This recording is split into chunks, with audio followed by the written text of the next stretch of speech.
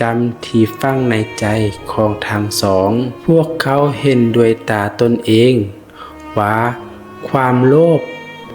อันบดบังและความขี้เหนียวได้พาชีวิตของพญาองค์คำไปสู่ความพังพินาศฟังแม่น้ำคือจะบันทึกเสียงห้องไห้และความหยาดกลัวเพื่อเป็นคำเตือนสติให้คนหุ่นหลังและความเงียบงันที่เคยมีอยู่จริงจะถูกแทนที่ด้วยเสียงไล่อัมพาตของแม่น้ำเลิกเมื่อห่างกายของพญาองค์คำถูกกระแสน้ำกวาดลงไปในความเลิกดวงจิตวิญญาณของลาวก็บ่ได้สวบสูญไปทางใดความผูกพันอันแข็งแรงต่อทรัพย์สมบัติเงินทองและความโลภที่สะสมมาตลอดชีวิตได้ผูกมัดจิตวิญญาณของพญาองค์คำให้ติดอยู่ในแก้งแม่น้ำเลิกนี้และความใจร้อนที่หวังจะครองทรัพย์สมบัติไว้ได้เฮ็ดให้ดวงวิญญาณของลาวบ่อาจไปกำเนิดใหม่ได้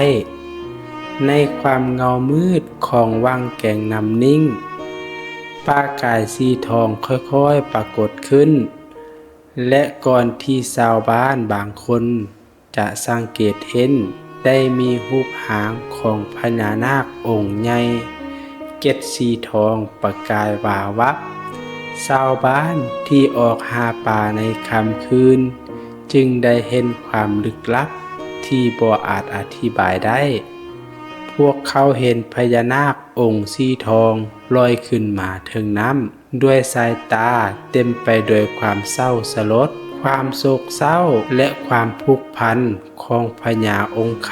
ำได้กลายเป็นความศักดิ์สิทธิ์ของแก้งแม่น้ำเลิก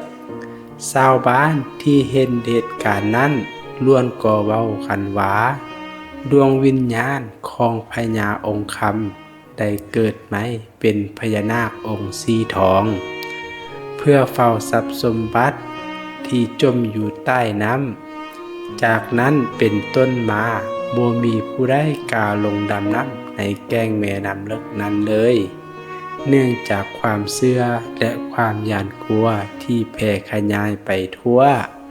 นับแต่เหตุการณ์นั้นชาวบ้านที่ออกหาปลาหรือลอยเรือผ่านแก่งน้ำเลิกมักจะเว้าด้วยเสียงสั้นว่าพวกเขาเห็นเงายาวใต้น้ำเห็นเกศสีทองระยิบระยับและได้ยินเสียง